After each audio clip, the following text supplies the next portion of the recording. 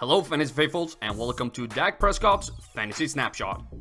In 2019, Dak Prescott will be facing a group of teams that last year gave up 277.2 fantasy points, 2 quarterbacks, 9th most in the NFL, with 11.5 yards per completion, 26 passing touchdowns, and 2 rushing ones on average. Breaking down his passing, Dak Prescott has, when it comes to passing patterns, almost exactly what you want. He has more passes to the short left and more to the deep right.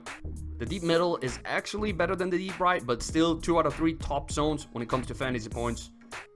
He is fairly accurate on these type of throws as well, at least above league average, but it is over the middle where he actually shines. This is not the best as he rarely throws there. Furthermore, he has some fantastic numbers when he throws deep, so wish that he did that a bit more, while the short throws are actually really underwhelming, being below league average in all but the short right zone. The opponent that fits his strengths the best is the Washington Redskins. They gave up 38 yards per completion, and opposing quarterbacks had a completion rate of 67% in the deep middle zone.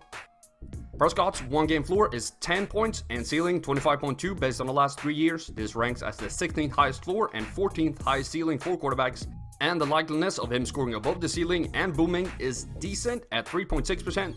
While his bust risk below the floor is also at 3.6%, so there's not much fluctuation. You will get between 10 and 25 almost every week. His touchdown rate last year was 4.3%, 20th highest in the league. We should see some positive regression here, especially with Cooper for the entire year and Travis Frederick back at center. I expect some more touchdowns. Based on my market share study, I have him projected for 506 pass attempts and for 64 quarterback runs in 2019. His interception rate last year was 1.5%, which was the 26th lowest in the league. His sack rate, however, was 11.4, so holding the ball a bit too long at times, causing his teams to lose yards instead of throwing it away.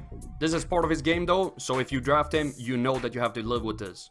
Prescott had some nice peaks last year, but struggled to stay consistent for fantasy. Only 5 usable weeks. 3 of them, he was very good. That is not enough to justify him as your starting quarterback week in and week out in a 10-team league. The situation breakdown for Prescott shows that the home game split, it was impacts his fantasy scoring the most. He scores 11% above his average when he plays at home, compared to 3% below when he plays a defense that struggles against quarterbacks, and no difference versus a good or a bad team. Prescott had 76 red zone attempts in 2018, and with those attempts he scored 13 touchdowns, which is not great. His success rate of 17% is 9% below league average, and the only thing keeping him alive is that he scored 6 touchdowns on the ground on 19 carries. He has had 6 rushing touchdowns 2 years in a row, so if he can raise that passing number, he has room to improve. The average risk of Prescott not scoring above 15 fantasy points in 2018 was 38.8%, making him a tier 3 of risky quarterbacks.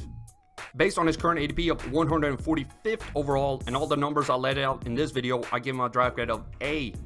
I really like his passing patterns, and with a price this low, I can draft him all day long. He should see some positive regression for touchdowns and be more usable with Frederick and Cooper for the entire season. Hello Fantasy Faithful, I hope you enjoyed that video. Don't forget to check out more of them right here and here. In case you haven't done so already, be sure to subscribe to the channel and turn on notifications so you don't miss a beat.